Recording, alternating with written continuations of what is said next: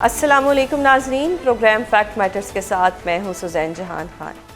नए बजट की ऐवान में मंजूरी से कबल ही एक बार फिर अब हुकूमती इत्तेहाद में इख्तलाफात की खबरें सामने आने लगी हैं, जिनके बाइस बजट पेश किए जाने की हतमी तारीख का तयन अभी तक नहीं हो पाया।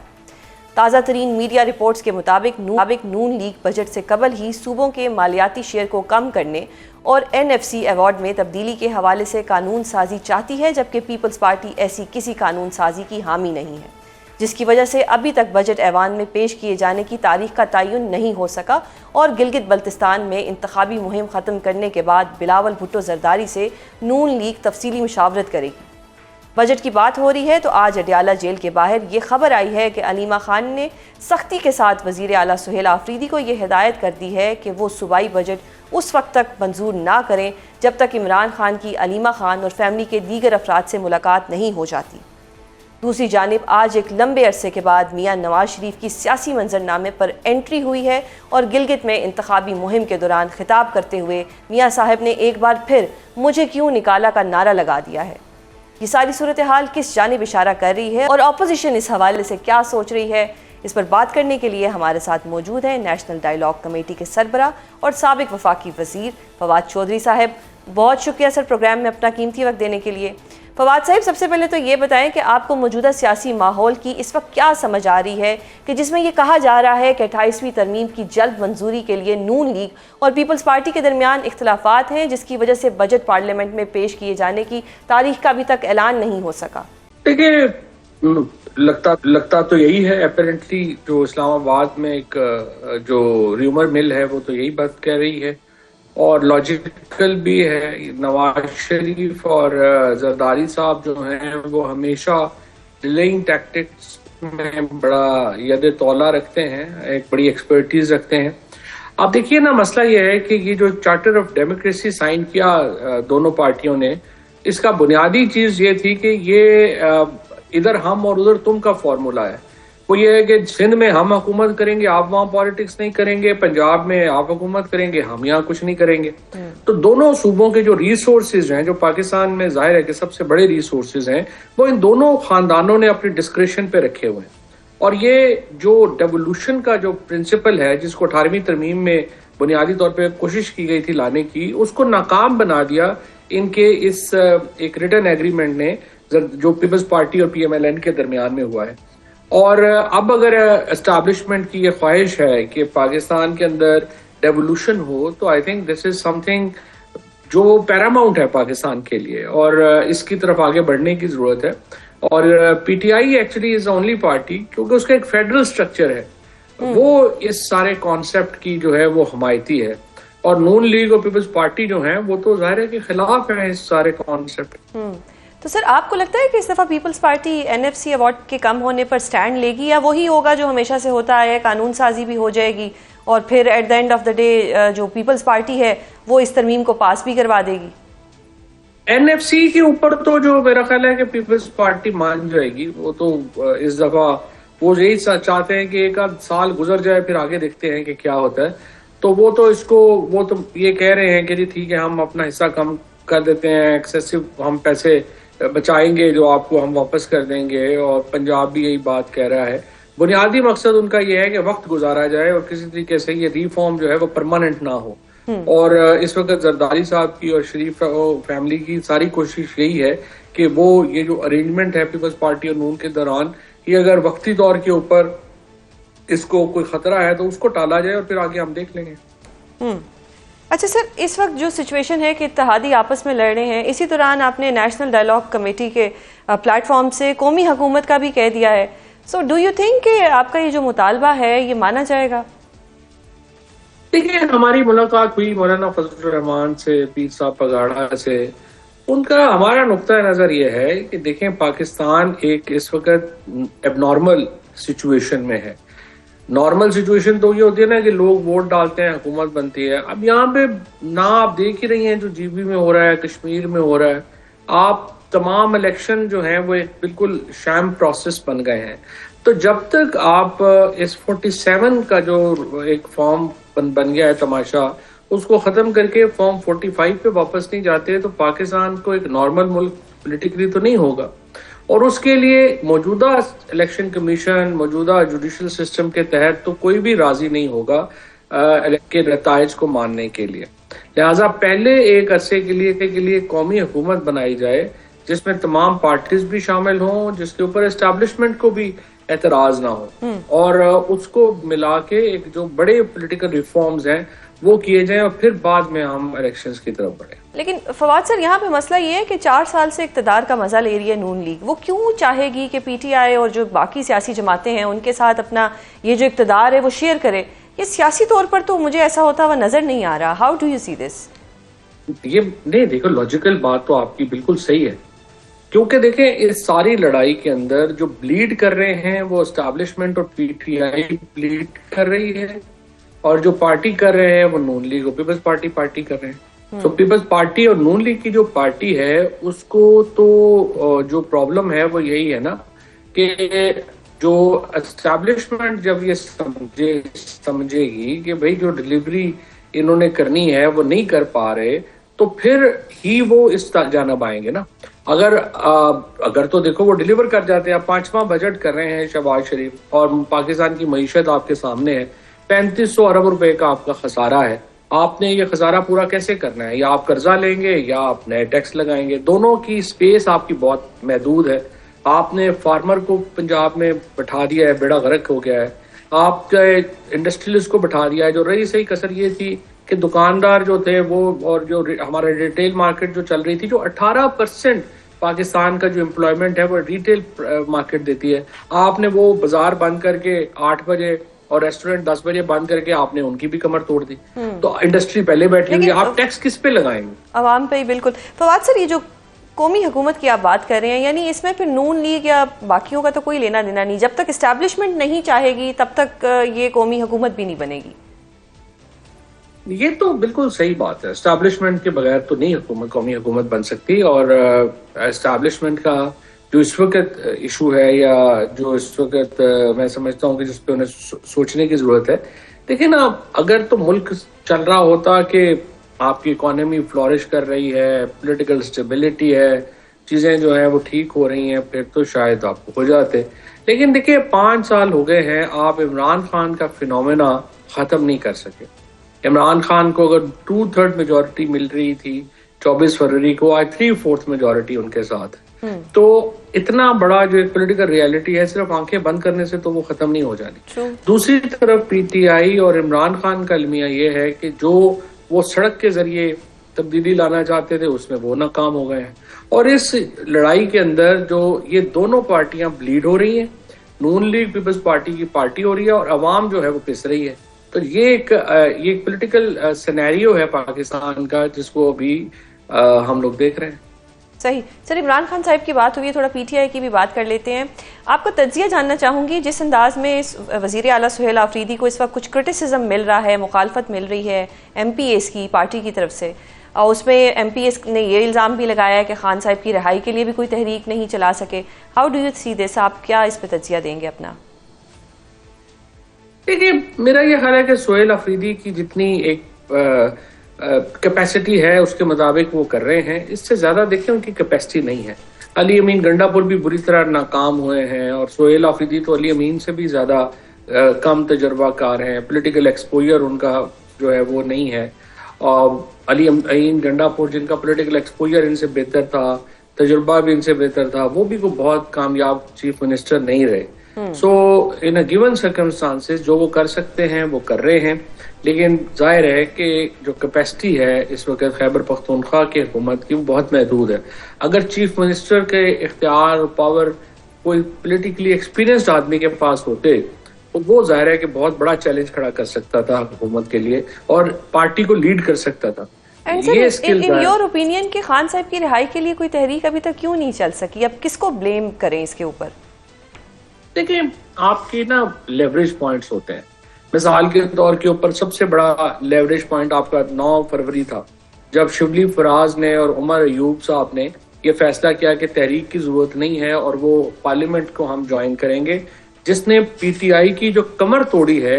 ये 9 फरवरी को पीटीआई के इन 2 लोगों का और जो बाकी उस वक्त कमेटी ने फैसला किया कि वो नताइज को एक्सेप्ट करके पार्लियामेंट में बैठ गए, वो सबसे बड़ा मौका था तहरीक चलाने का, और अनफॉर्चुनेटली उन्होंने मिस कर दिया।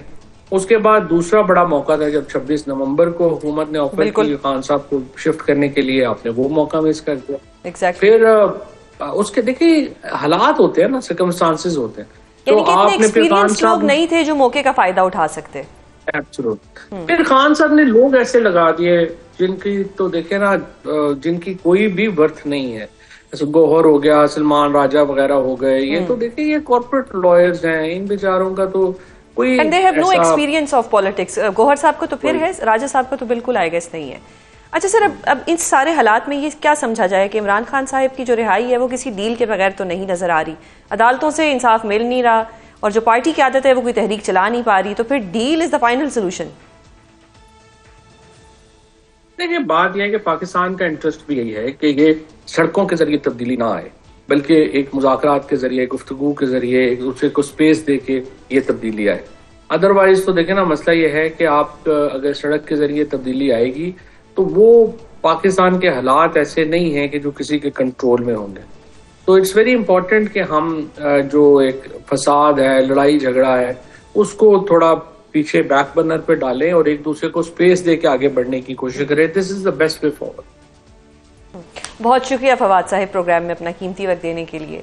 मौजूदा सियासी मंजरनामे पर तज्जिया लेंगे, जिसके लिए हमारे साथ मौजूद हैं तज्जियाकार हसन अयूब और उनके साथ मौजूद हैं एंकर पर्सन और तज्जियाकार अतर काज़मी। आप दोनों मेहमानों को बहुत शुक्रिया। अतर साहिब, विद योर परमिशन पहला सवाल हसन से करना चाहूँगी। हसन साहब, सबसे पहले तो ये बताएं कि आपके पास इस वक्त क्या इतलात है कि बजट ऐवान में पेश किए जाने की तारीख क्यों नहीं दी जा रही? क्या पीपल्स पार्टी बजट से पहले किसी तरमीम के हक में नहीं है? बजट पेश भी होगा, बजट मंजूर भी होगा, और जो आदाफ वफाकी हुकूमत हासिल करना चाहती है इस बजट के अंदर वो हासिल करेगी। लेकिन वजह यह है कि कुछ ज़्यादा उम्मीदें मत लगाएं बजट से, सिवाय रियल स्टेट सेक्टर के जिसमें थोड़ी बहुत ही जो है वो रिलीफ नज़र आ रहा है। इसके अलावा जो तनख्वाहदार तबका है उसके लिए भी कुछ ज़्यादा कुछ नहीं होगा, थोड़ा बहुत रिलीफ उनको भी मिलेगा, और थोड़ा रिलीफ जो दिया जाएगा वो जो सुपर टैक्स लगता है, जो ज़्यादा मराद याफ्ता तबका है, उसके लिए भी थोड़ा बहुत जो है वो रिलीफ होगा। आदर साहब, आपको क्या लग रहा है कि इस दफा पीपल्स पार्टी का नून लीग के साथ इख्तलाफ महज आर्जी है और नुमाइशी है? देखिए ये तो यकीनन आर्जी भी है और नुमाइशी भी है। आपने देखा कि वफाक के अंदर दोनों की इकट्ठे मिलकर दोनों ने हुकूमत बनाई हुई है, और गिलगित बल्तिस्तान में जिस तरह की तकारीर हो रही है, दोनों जमातें ये तासुब दे रही हैं कि जैसे दोनों जमातें ऑपोजिशन की जमातें हैं, लेकिन एंड ऑफ द डे दोनों ने मिलकर वफाक में हुकूमत बनाई है, दोनों इत्तेहादी हैं। तो मुझे नहीं लगता कि ये कोई ऐसा इख्तलाफ है जो आगे चल के बहुत ज्यादा संगीन हो जाएगा या पीपल्स पार्टी हुकूमत को छोड़ने का फैसला करेगी। फिलहाल मुझे चीजें उस नहज पे नजर नहीं आ रही। सो यू थिंक कि ये सिर्फ एक स्मोक स्क्रीन है और ये सिर्फ आवाम को दिखाने के लिए किया जा रहा है कि शायद बिलावल साहिब नाराज हो गए हैं या एनएफसी अवार्ड पे कोई ना कोई उनको रिजर्वेशंस हैं? देखिए इसमें तो कोई दो राय नहीं कि रिजर्वेशंस तो यकीनन होंगी, पीपल्स पार्टी की एनएफसी के हवाले से होंगी, 28वीं तरमीम में जो बहुत सारी चीजें आ रही हैं उस हवाले से होंगी। लेकिन ये सारी चीजें जिस नहज पे इस वक्त पहुंची है उसमें पीपल्स पार्टी का तो मेन किरदार है। अगर आप 26वीं तरमीम देख लें, 27वीं तरमीम देख लें, उसमें पीपल्स पार्टी ने सबसे इंपॉर्टेंट किरदार अदा किया। तो मुझे नहीं लगता कि ये उस तरह का इख्तलाफ है कि जहां पे ये निजाम से अलग होने की बात करेंगे। ऑल्दो के बिलावल साहब अपनी रिजर्वेशन का इजहार करते हैं, नून लीग वाले अपने तहफुजात का इजहार करते हैं, लेकिन इस वक्त अगर आप देखें तो ये कोई नजरिए के ऊपर इतना बड़ा इख्तलाफ नहीं है। अगर आज भुट्टो के सियासी वारिस और जियाउल हक के सियासी जानशीन इकट्ठे बैठे हुए तो इट मीन्स कि कोई मकसद बड़ा है, और मकसद आपको पता है कि जेल के अंदर बंद है। जब तक वहां से सियासी थ्रेट है, मुझे नहीं लगता कि कोई भी ऐसा इख्तलाफ होगा जिसके नतीजे में ये दोनों सियासी जमातें जो हैं इक़्तिदार से अलहदगी इख्तियार करेंगी या अपने इत्तेहाद को खत्म करेंगी। यानी कि आप दोनों को लग रहा है कि पीपल्स पार्टी के पास एब्सोल्युटली नॉट कहने की ऑप्शन नहीं है, और अगर तरमीम बजट से पहले मंजूर करनी पड़ी तो पीपल्स पार्टी जो है वो ये मंजूर करवाएगी। मतलब तो मैं यही समझ रही हूँ आप दोनों के आर्ग्यूमेंट से। नहीं, मुझे नहीं लगता कि जी अतर साहब आप देन। मैं ये नहीं समझता कि बजट से पहले तरमीम, मुझे सुजैन नहीं लगता कि बजट से पहले तरमीम होगी। पीपल्स पार्टी के यकीनन तहफुजात होंगे, लेकिन बजट से पहले मुझे उस तरह तरमीम होती हुई नजर नहीं आ रही। Hasan, your take? यानी तरमीम अभी नहीं आ रही जी, कहीं मान नहीं आएगी। आप लोग पता नहीं कौन सी दुनिया में रहते हैं। ये 28वीं आईनी तरमीम से मुतल्लिक जितनी क्या सराहियां हुई हैं, ये टेबल स्टोरीज हैं जी। मेरा नहीं ख्याल कि ना अभी तक लॉ मिनिस्टर ने भी कहा है कि इस मुतल्लिक कोई चीज नहीं है। जब लॉ मिनिस्टर कह चुके हैं ऑन रिकॉर्ड, लेकिन उसके बावजूद भी हमारे मीडिया पर्सन जो है यही सवाल करते हैं जी 28वीं तरमीम कब आएगी। भाई तरमीम अभी ऑन कार्ड है ही नहीं, यानी कभी ना कभी तो आ ही जाना है। हो सकता है ये हुकूमत जो है ये अपने 5 साल पूरे कर ले और 28वीं आईनी तरमीम ना आए। वैसे एक लिहाज से तो वादा किया हुआ है इन्होंने एमकेएम के साथ के जो लोकल बॉडीज के हवाले से उन्होंने कानून साजी करनी है, आइन साजी करनी है, आइन में तरमीम करनी है, और ये कहा था कि हम 28वीं आईनी तरमीम लेकर आएंगे। वो वादा था। उसके बाद 27वीं आईनी तरमीम के वक्त ये वादा किया गया था, जो कि 27वीं आईनी तरमीम मंजूर हो चुकी है। तो बजाय मुझे कोई वजह दिखाई नहीं देती कि 28वीं आईनी तरमीम आएगी तो न्यू बजट में एलोकेशंस होंगी ना। कोई तरमीम नहीं आ रही जी, कोई तरमीम नहीं आ रही, मैं आपको बता रहा हूँ, आई नहीं। अच्छा, दूसरी बात मैं ये कह रहा हूँ कि जो इस वक्त सियासी बयानात दे रहे हैं बिलावल भुट्टो जरदारी साहब, ये इलेक्शन के माहौल के अंदर, जलसों के अंदर इसी किस्म की गुफ्तगू की जाती है। ना पीपल्स पार्टी मुस्लिम लीग नवाज में जम हुई है, ना मुस्लिम लीग नवाज पीपल्स पार्टी में जम हुई है। ये दोनों अलग अलग सियासी जमातें हैं जिनका अपना अपना नजरिया है, अपनी अपनी लीडरशिप है, उनके अपने अपने इंटरेस्ट है, उनका अपना अपना जो है वो एक फोकस है। वो हर एक जाहिर बात है कि एक लार्जर इंटरेस्ट के अंदर, एक बिगर पिक्चर के अंदर तो इकट्ठे हो सकते हैं, लेकिन जो हुकूमत इस वक्त जो है वो जो तरजीहात है, जो स्टीयरिंग व्हील है हुकूमत का, वो मुस्लिम लीग नवाज के हाथ में है। पीपल्स पार्टी के पास सिर्फ आईनी ओहदे हैं, जब वो सपोर्ट अपनी फराम कर सकती है मुस्लिम लीग नवाज को, अगर किसी जगह आइन में तरमीम चाहिए या कानून साजी करनी है। रहा सवाल जो बात कर रहे हैं कि इमरान खान साहब जेल में हैं, तो इमरान खान साहब जेल में है अपने अमलनामे की वजह से। इमरान खान साहब की तो अभी मैंने बात ही नहीं की, अभी तो हम बजट में बात कर रहे हैं। अख्तर काज़मी साहब ने बात की थी जी, अख्तर काज़मी साहब ने बात की थी। तो इमरान खान साहब इस वक्त है क्रिमिनल, वो सजा याफ्ता मुजरिम है, तो मुजरिम की जगह जेल ही होता है, उसका ठिकाना जेल ही होता है। अतर साहब, अब क्योंकि इमरान खान साहब का जिक्र हो ही गया है, मैं चाह रही थी कि हम ये बजट पे ही बात करें, लेकिन अब जिक्र आ ही गया, हसन साहब ने कर ही दिया, पहले आपने किया। अलीमा बीबी ने आज मीडिया रिपोर्ट्स के मुताबिक ये कहा है सुहेल आफरीदी साहिब से कि जब तक अलीमा बीबी की उनसे खान साहब से मुलाकात नहीं करवा दी जाती, तब तक जो सूबाई बजट है वो पेश ना किया जाए। How do you see this, is it possible? देखिए, ये बात पीटीआई वाले पहले भी करते रहे। आपको याद होगा कि जिस वक्त अली अमीन गंडापुर साहब वज़ीर आला थे, उस वक्त भी ये कहा गया था कि मुलाकात करवाई जाए, खान साहब ओके करेंगे तो फिर बजट पेश किया जाएगा। अभी इसमें क्या लीगल मसाइल है, क्या आईनी मसाइल है? अगर बजट पास नहीं होगा तो क्या हुकूमत के लिए कोई खतरा हो जाएगा? अब ऐन मुमकिन है कि बजट आप पास कर लें, लेकिन बजट में अगर कोई चीज सरप्लस रखनी है वफाकी हुकूमत के लिए, उसमें थोड़ी सी रद्दोबदल की जा सकती है। तो वो मुख्तलिफ तरीके हो सकते हैं आइन और कानून के अंदर रहते हुए कि जहां पे बजट के मौके पर आप वफाकी हुकूमत के लिए कोई प्रेशर क्रिएट करने की कोशिश करें, लेकिन ऐसा होगा या नहीं होगा, फिलहाल इस पे बात करना या इसके ऊपर कोई गैस करना वो कबल वक्त होगा। अच्छा, आफरीदी साहब की तो अपनी पोजीशन सूबे में इस वक्त बड़ी कॉम्प्रोमाइजिंग है, बहुत से एमपीएस उनसे नाराज़ हैं और इतलात आ रही हैं, और कोई ऐसा भी एक इम्प्रेशन मिल रहा है कि कोई ना कोई प्रॉब्लम्स जो है वो इस पार्टी के लिए बनने जा रही हैं। देखिए, इस पार्टी के लिए प्रॉब्लम्स तो पहले बनी भी है। गिलगित बल्तिस्तान का इलेक्शन आप देख लें, सिंबल नहीं है। आजाद कश्मीर का इलेक्शन देख लें आप, सिंबल नहीं है। और ये कोई कह रहा है जी 27 का फॉरवर्ड ब्लॉक है, कोई कह रहा है 50 का फॉरवर्ड ब्लॉक है। और मेरे ख्याल में इतनी दफा कहा गया है, बताया गया है, हर एक महीने बाद इस तरह का फॉरवर्ड ब्लॉक आ जाता है। मैंने पहले भी कहा था कि आप 27 छोड़ के 7 के नाम बता दें, 5 के नाम बता दें, 2 के नाम बता दें।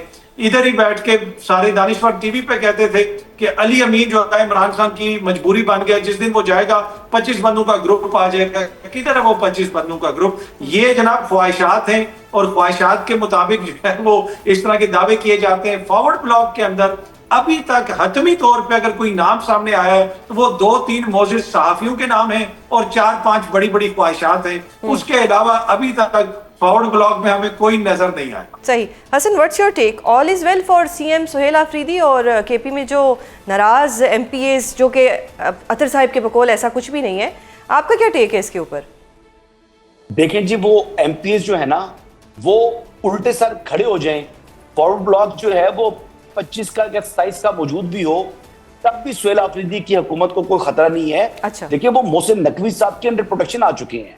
सही। उनको फैसल करीम कुंडी साहब सपोर्ट कर रहे हैं, उनको मौलाना फजल रहमान की जो है ना आशीर्वाद हासिल हो चुकी है, वो कप्तान चप्पल से लुई वुइटन तक पहुंच चुके हैं, वो कबायली वज़ीर से वो डिजाइनर वज़ीर बन चुके हैं, सही। तो वो अनटचेबल है।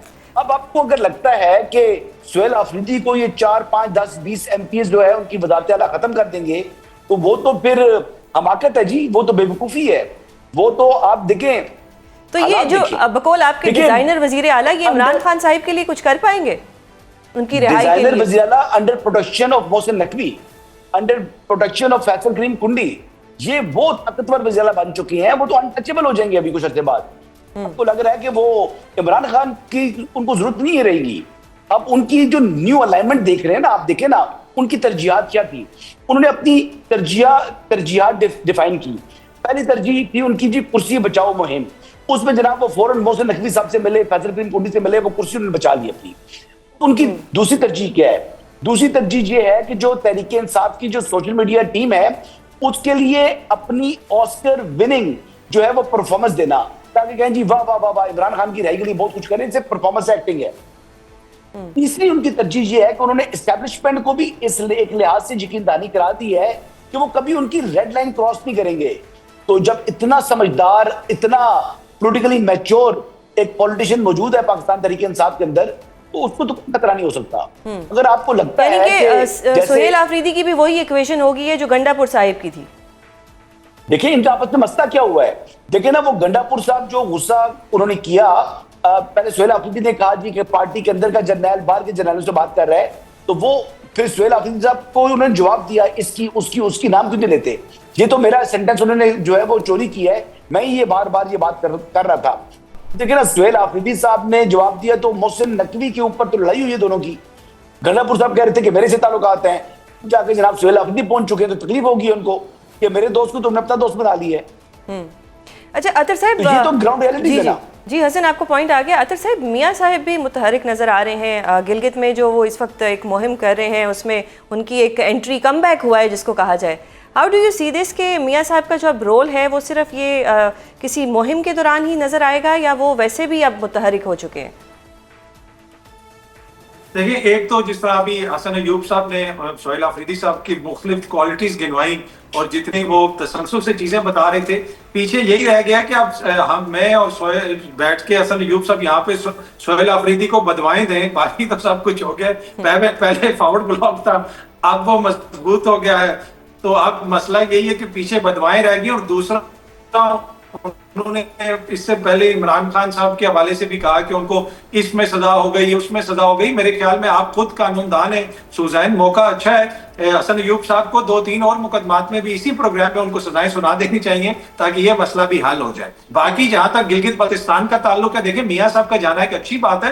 देखिए वफाकी जो जमातें होती है ना, वो पाकिस्तान की ताकत होती है, चाहे वो पीपल्स पार्टी हो, चाहे वो नू लीग हो, चाहे वो PTI हो। ये इलाकाई सियासत नहीं करते, ये कौमी बात करते हैं, सिंध से लेके गिलगित बल्तिस्तान तक। मेरे ख्याल में ये तो पाकिस्तानियों को आज सेलिब्रेट करना चाहिए कि वहां पे पीपल्स पार्टी भी मौजूद है, वहां पे आसफा भुट्टो जरदारी साहिबा हैं, बिलावल साहब हैं, मियां नवाज शरीफ साहब हैं। लेकिन एक चीज थोड़ी सी परेशान कुन है कि सलमान अकरम रजा को आप रोक देते हैं, आप नईम हैदर पंजोथा को रोक देते हैं, आप जुनैद अकबर को सूबा बदर कर देते हैं। इससे जो है क्या वफाक मजबूत होगा, क्या इससे वहां पे कोई अच्छी चीज होगी? तो मेरे ख्याल में सबके लिए लेवल प्लेइंग फील्ड होना चाहिए। ये सारी सियासी जमातें जो है उनकी कोशिश यही होगी कि वहां पे जिसकी भी हुकूमत बने उधर के लोगों के लिए अच्छा काम किया जाए।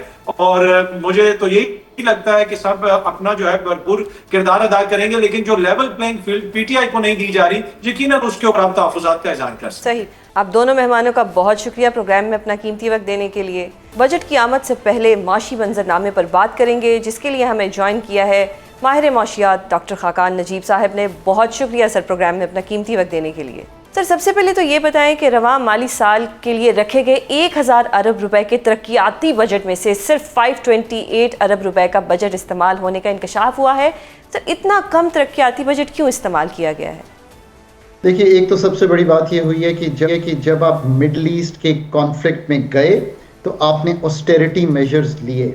उन ऑस्टेरिटी मेजर्स का इम्पैक्ट ये हुआ कि आपको कुछ मेजर्स में सब्सिडी देना पड़ी, यानी कि शुरू में एक टाइम पे कीमत नहीं बढ़ाई गई थी, उसके लिए आपको पैसे चाहिए थे। कुछ आपने ऑस्टेरिटी मेजर्स के थ्रू कटिंग की कि आपने पेट्रोल, गाड़ियाँ, ये वो कट किया। कुछ आपको पीएसडीपी से उठाने पड़े। 173 बिलियन जो है 1000 में से तो वहीं कट हो गया, right? So we came down to near 820।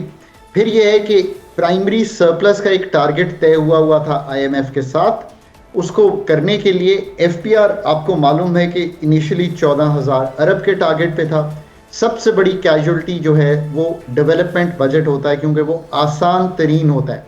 Salary तो करंट अखराजात में देनी पड़ती है, पेंशन भी देनी पड़ती है, ऑपरेटिंग एक्सपेंस भी चलाना पड़ता है, आपका जो जा रहा है मार्कअप पे वो भी देना पड़ता है, सिविल एंड मिलिट्री ब्यूरोक्रेसी को भी चलाना पड़ता है। ये तो असेंशियल्स हैं, उसके बगैर तो चल नहीं सकता। डेवलपमेंट बजट सबसे आसान होता है। 1000 में से 173 बिलियन दे दिया पेट्रोल डेवलपमेंट की मद में, के मतलब हमने उसकी कीमत नहीं जब बढ़ाई थी। अब रह गया आपके पास 830 अरब। अब आपने खर्चा 525 का किया है, तो delayed releases, weak project preparation, bottlenecks, land acquisition delays, litigations, procurement inefficiencies और फ्रीक्वेंट रिवीजन इन प्रोजेक्ट्स को, ये सब कुछ होता रहता है। तो जो रिलीजेस हैं वो स्लो हो जाती हैं। मतलब उस टाइम पे सुजैन, मैं इसमें बड़ा क्लियर हूं कि जो पाकिस्तान का पीएसडीपी है ना फेडरल का, ये जो 10 ट्रिलियन 10,000 अरब रुपया चाहिए अगर हम ये सारे प्रोजेक्ट्स कंप्लीट करना चाहें जो आज ऑफिंग में। सोचिए, ये तो हम 10 साल में भी नहीं दे सकते। अगर 10 साल में भी नहीं दे सकते तो इनकी 10 साल बाद कॉस्ट जो है वो तो 15,000 अरब को भी क्रॉस कर जाएगी। तो वहीं के वहीं खड़े रहेंगे। आपको बहुत रैशनलाइज करना चाहिए जो आपके प्रोजेक्ट्स हैं, आपको खत्म कर देने चाहिए ताकि ये कॉस्ट एस्केलेशंस के चक्कर से निकल जाएं। इसलिए भी कि अब तो इस साल अगर 1126 आप इस साल रख रहे हैं, जो नया साल शुरू हो रहा है, तो 3,000 अरब तो प्रोविंसेस के पास है और कुछ एसओईज कंट्रीब्यूट करेंगी। आपको नेशनल लेवल के इंफ्रास्ट्रक्चर, वाटर प्रोजेक्ट्स, रेलवेज, कुछ पोर्ट्स, ये करके बाकी कुछ और काम नहीं करना चाहिए। ये सारे काम जो हैं, रोड्स हैं, अर्बन ट्रांसपोर्ट है, एजुकेशन है, एग्रीकल्चर है, सिटी इंफ्रास्ट्रक्चर, सबसे निकल जाना चाहिए। क्यों? क्योंकि फेडरल का अब ये काम ही नहीं है। Provinces are awash with money. ये आपने अच्छा किया है कि ये टॉपिक उठाया है। ये क्रिटिकल है पाकिस्तान के लिए कि ये जो पीएसडीपी की एलोकेशन है, ये जो प्रोजेक्ट कमीशन एक तरह से प्लानिंग कमीशन बन गया है, इसमें से निकले। आपको पता है इंडिया ने तो अपना प्रोजेक्ट कमीशन, उसको मैं प्रोजेक्ट कह देता हूँ, प्लानिंग कमीशन को खत्म कर दिया है। जो चाइना है उसने एक नेशनल डेवलपमेंट रिफॉर्म कमीशन बनाया हुआ है। कोरिया की जब तरक्की आई, जनरल पार्क जब उन्होंने टेक ओवर किया, तो उन्होंने अपने इसी प्लानिंग कमीशन को एक थिंकिंग कमीशन बना के, एक मिटी था ministry of industries and technology जो जापान में था, सब ने उसको थिंकिंग टैंक बनाया। हमने इसको एक प्रोजेक्ट कमीशन बनाया हुआ है। इस सारे में से बिल्कुल निकल जाना चाहिए और इस सारे को रिवैम्प करना चाहिए। रेटिफिकेशन की जरूरत है इस वक्त बहुत ज्यादा। और ये जो थ्रो फॉरवर्ड है प्रोजेक्ट्स का, कुछ आप पंजाब को, केपीके को, बलोचिस्तान को, सिंध को दें, उनके पास they are awash with, throw forward से निकलें। डेवलपमेंट प्रोग्राम ऐसा बनाएं जो आप थिंकिंग कमीशन, एक जिसे कहते हैं ना उड़ान नाम लें, एक ग्रोथ फ्रेमवर्क बनाने के काबिल हो। Pakistan needs fewer projects, better projects, faster completion rates. This is the real challenge. Announce करते चले जाना, तख्तियां लगाते चले जाना, यार इस चीज में से निकल जाना चाहिए अब। दिस इज ट्रूली एक रिवैम्प मांगता है हमारा पीएसडी। सर, ये तो बड़ा आपने इसको डिफाइन कर दिया है। एक और भी बड़ा मसला आया है कि रवां माली साल के दौरान सरमायाकारी में 20% कमी होने का इकोनॉमिक सर्वे भी सामने आया है। How concerning is this? Very concerning. Pakistan का टैक्स का निज़ाम, एनर्जी का निज़ाम, रेगुलेशन का निज़ाम, ब्यूरोक्रेसी का निज़ाम, हमारी जो सारी इन्वेस्टमेंट है उसको रोके हुए। पाकिस्तान का इन्वेस्टमेंट टू जीडीपी इज 14%। आपके दुनिया में जिस मुल्क ने तरक्की की है, जिस मुल्क की मिसाल ले लें, इन्वेस्टमेंट 25 से 30% होती है इकोनॉमी के हुजम का, आपके 14% है। हमें जब तक ये सारे निज़ाम ठीक नहीं करेंगे, मतलब जिस मुल्क का 54% मैन्युफैक्चरिंग पे टैक्स हो, आप बहुत अच्छी एंकर हैं, मैं थोड़ी देर के लिए मानता हूं आप टॉप एंकर हैं पाकिस्तान की, आप करोड़ रुपया कमा रही हैं, हम 38% का आप पे टैक्स लगाए हुए हैं, 35% वैसे टैक्स है, 10% सुपर टैक्स है। पाकिस्तान को बिल्कुल इस निज़ाम से निकालने की ज़रूरत है। पाकिस्तान की FDI में 31% ड्रॉप है अब तक जुलाई से लेके कंपेयर टू लास्ट ईयर। जब तक आप ये सारा निज़ाम नहीं ठीक करेंगे, बैंकेबल प्रोजेक्ट्स बनाने से ये बात बनेगी नहीं। मैं बार बार कहता हूँ कि आपको बेस्ट थिंकिंग माइंड्स चाहिए कि वो पाकिस्तान की डीरेगुलेशन, लिबरलाइजेशन, प्राइवेटाइजेशन, जिसको कहते हैं financing is not an issue in Pakistan, that is one of the issues. The issue is कि कारोबार सेटअप करना, उसको ईज़ ऑफ डूइंग बिजनेस में बढ़ाना, कंप्लाइंसेस कम करना और उसको क्लोज करना, ये सारा काम। सर, आपने कहा कि बेस्ट थिंकिंग माइंड्स, पाकिस्तान में तो सबसे ज़्यादा ब्रेन ड्रेन हो रहा है, किसको ब्लेम करेंगे फिर हम? ये बात आपकी बिल्कुल दुरुस्त है, मैं इस चीज़ को बिल्कुल एग्री करता हूँ। आपने अपनी थिंकिंग को आउटसोर्स किया हुआ है। मतलब IMF के पास चले जाते हैं जब बैलेंस ऑफ पेमेंट्स का चैलेंज आता है, मल्टीलैटरल से कहते हैं एनर्जी पॉलिसी बना दो, टार्प और पता नहीं कौन कौन से प्रोजेक्ट्स, राइज पाकिस्तान, ये सारे हमने FPR में चलाए। क्या नतीजा निकला? नतीजा ये निकलना चाहिए कि पाकिस्तान के डॉक्टर्स ने पाकिस्तान की सर्जरी करनी है। जब तक आपने कोई काम खुद नहीं किया, मतलब जो मुल्क जो है मतलब जौहरी कुव्वत बना सकता है अपने साइंटिस्ट पे बिलीव करके, जो मुल्क मिसाइल टेक्नोलॉजी बना सकता है, जो मुल्क एयरक्राफ्ट्स बना सकता है, वो इकोनॉमिक थिंकिंग नहीं वापस ले सकता। मतलब मैं तो कभी कभी हैरान होता हूँ कि हमने इतना अच्छा परफॉर्म किया 10 मई को, हम एक फॉरेन डिप्लोमेसी में भी अच्छा परफॉर्म कर रहे हैं, पर हम ये नहीं समझ सकते कि फॉसिल फ्यूल्स पे हम हाईवेज बनाई जा रहे हैं जो ट्रांसपोर्ट कैरी कर रही हैं, जो फ्रेट कैरी कर रही हैं, 14 से 18 अरब डॉलर दुनिया को दे जा रहे हैं, बल्कि हम अपनी रेलवे को नहीं ठीक कर पा रहे। पाकिस्तान का अब ये मौका आया है कि इस टैक्स के निज़ाम को रीथिंक करें, इस टैक्स के निज़ाम में आसानियाँ भी पैदा करें, इसको ब्रॉड बेस भी करें, रियल एस्टेट को, रिटेल को, एग्रीकल्चर इनकम टैक्स को, GST ऑन सर्विसेज को, जो गैप्स हैं GST के, जो हम नहीं करते काम, जिसे जो हमारे रिटेलर और होलसेलर भाई बहन हैं, उनको टैक्स नेट में लाएं। पाकिस्तान के लिए ये एक, जिसे कहते हैं ना, एक बहुत ही बड़ा चैलेंज बन गया है कि हम उनको टैक्स नेट में ला नहीं सकते जिनको हमें लाना चाहिए, और हम अपना उन्हीं पे डिपेंडेंस रखे हुए हैं जो कंप्लाइंस कर रहे हैं। कंप्लाइंस को भी आसान बनाएं ताकि लोग बिलीव करें कि to come to the tax regime is a beneficial thing to do. Withholding, presumptive, turnover taxes में पाकिस्तान को फंसाया हुआ है। और दूसरी तरफ ये बजट का मौका है, प्लीज रिवायती बजट ना प्रेजेंट करें। पाकिस्तान के लिए एक ऐसा बजट दें जो एक्सपेंडिचर्स को कम होता हुआ, 43 डिविजन्स, 400 ऑटोनमस बॉडीज। अच्छी बात है PIA को बेचा, अच्छी बात है USC को ख़त्म किया, अच्छी बात है PWD को ख़त्म किया, अच्छी बात है पास्को को ख़त्म किया। 80 और अदारे पड़े हुए हैं, 60 से 70 तो ऑटोनमस बॉडीज़ बड़ी क्लियर हैं जिनको ख़त्म करना चाहिए। एक थोड़ी सी बड़ी बात करूं कॉन्स्टिट्यूशन लॉ की, मैं और आप बात कर रहे थे यार, कॉन्स्टिट्यूशन में लिखा हुआ है ना कि पावर्टी जो है वो सूबों का सब्जेक्ट है। आप 722 अरब रुपया क्यों वफाक में खर्च करते हैं? ये लिखा हुआ है ना कि टारगेटेड सब्सिडी देनी है, आप नीचे दें, जो सब्सिडी देना चाहता है पावर की वो दे। इतनी बड़ी सब्सिडी देते हैं और कोई ये बिलीव नहीं करता कि स्टेट इतना बड़ा खर्चा 200 यूनिट का उठाती है। तो स्टेट एक्सपेंडिचर रिफॉर्म करे, ये बड़ा नादिर मौका है। दुनिया आपकी तरफ बहुत पॉजिटिवली देख रही है, पर अपने घर के स्ट्रक्चर्स को तब्दील कर दें ताकि लोग इस प्रॉस्पेरिटी को फील करें। बहुत शुक्रिया सर प्रोग्राम में अपना कीमती वक्त देने के लिए। नाजरीन, प्रोग्राम का वक्त ख़त्म होता है, कल आपसे दोबारा मुलाकात होगी। अपना बहुत ख्याल रखिएगा। अल्लाह हाफ़िज़।